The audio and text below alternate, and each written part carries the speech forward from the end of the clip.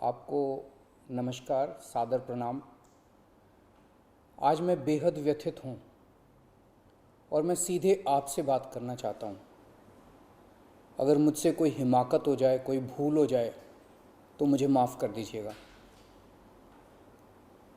दिल्ली में अगले हफ्ते से घर घर राशन पहुँचाने का काम शुरू होने वाला था।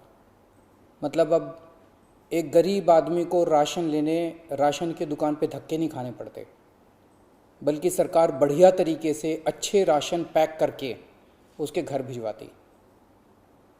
सारी तैयारी हो चुकी थी, टेंडर हो चुके थे, सारी तैयारी हो चुकी थी। बस अगले हफ्ते से ये शुरू होने वाला था।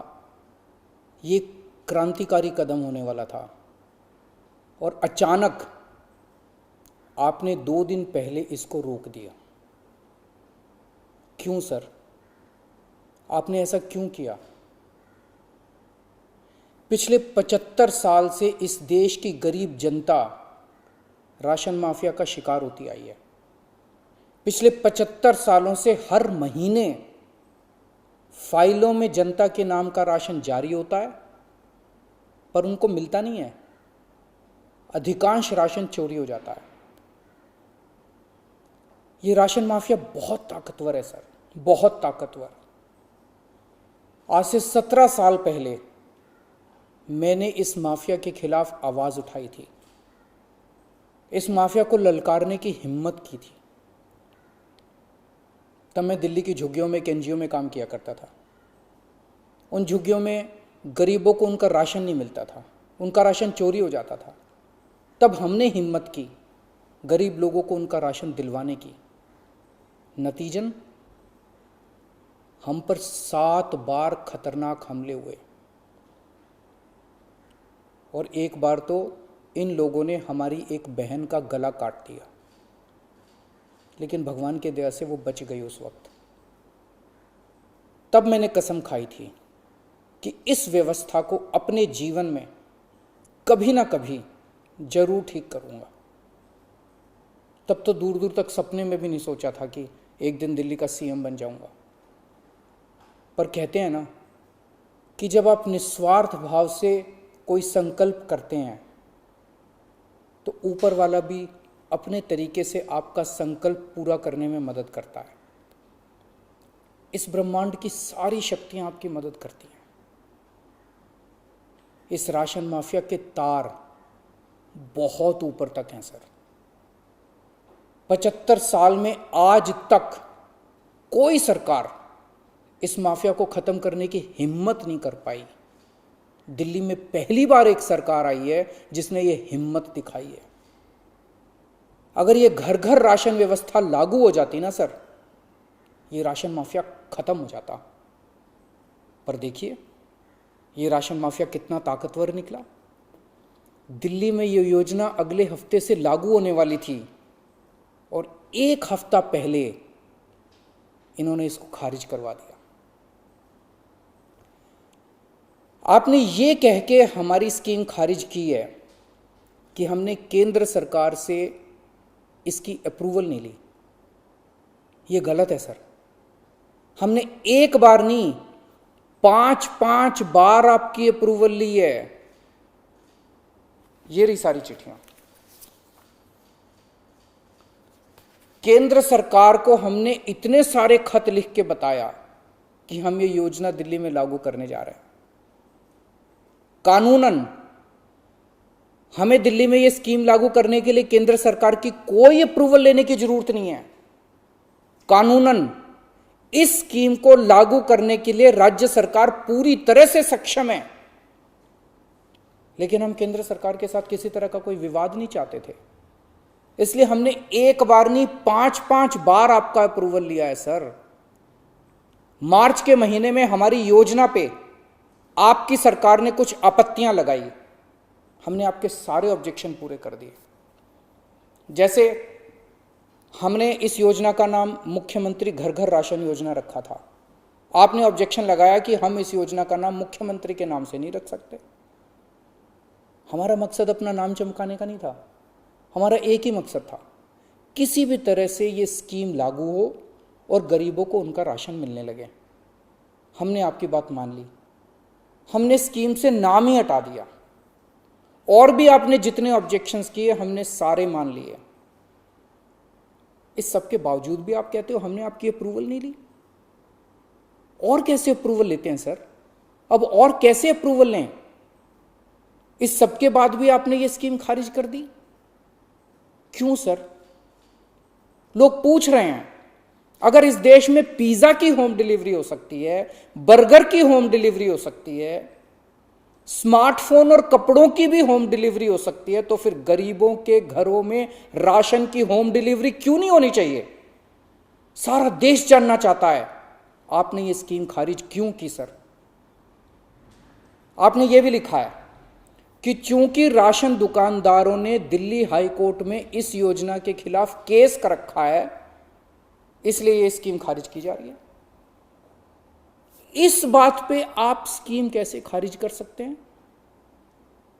ये राशन दुकानदार इस योजना के खिलाफ हाई कोर्ट से स्टे लेने गए थे, हाई कोर्ट ने इन्हें स्टे देने से मना कर दिया। जब हाई कोर्ट ने इन्हें स्टे नहीं दिया तो आपने इस स्कीम पे स्टे कैसे लगा दिया? आपको इन राशन वालों से इतनी हमदर्दी क्यों है?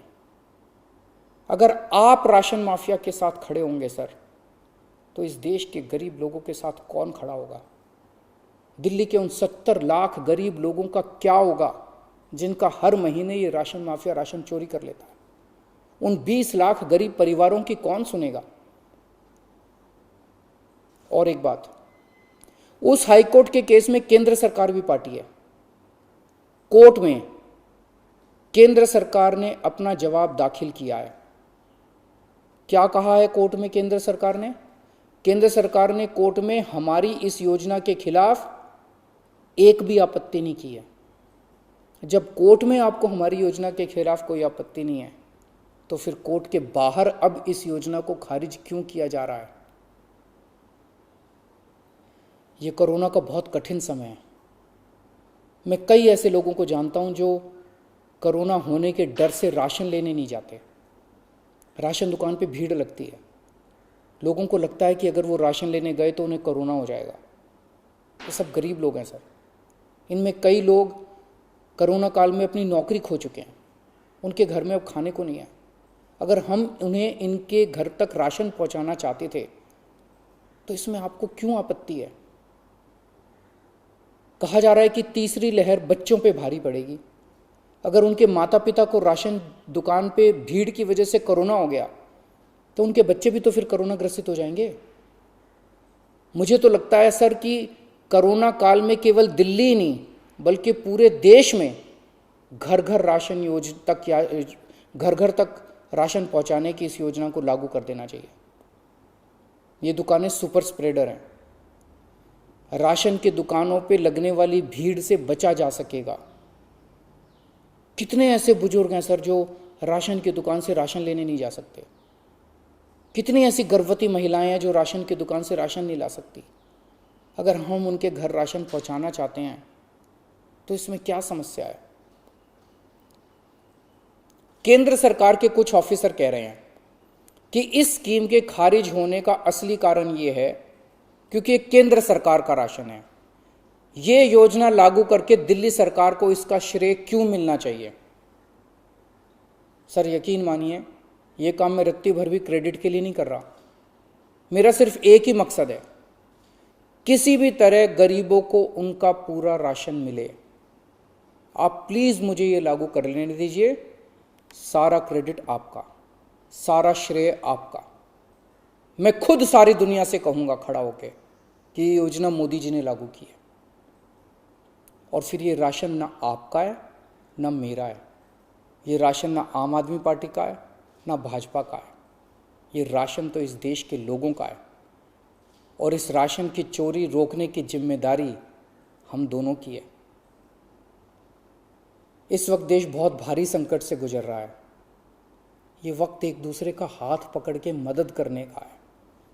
ये वक्त एक दूसरे से झगड़ने का नहीं है।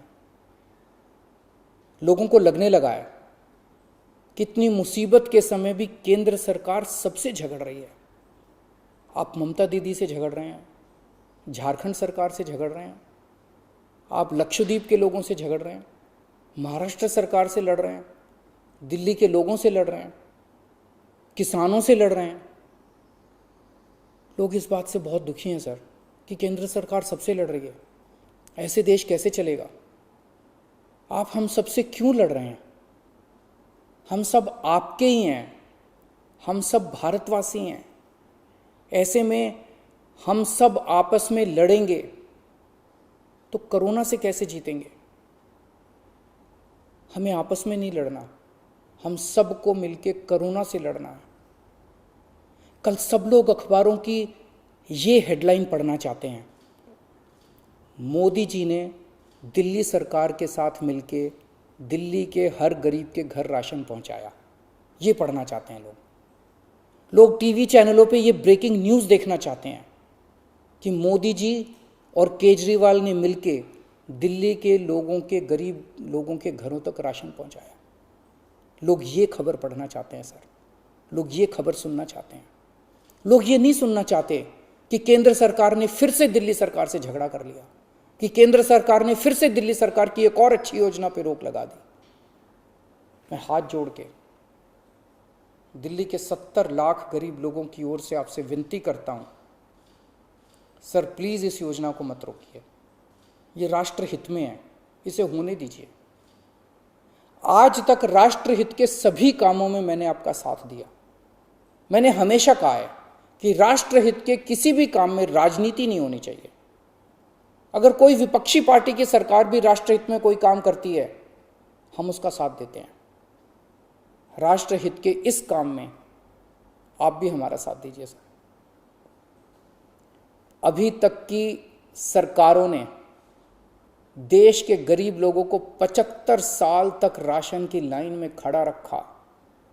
इन्हें और अगले 75 साल राशन की लाइनों में खड़ा मत कीजिए सर, नहीं तो ये लोग मुझे और आपको कभी माफ़ नहीं करेंगे। जय हिंद।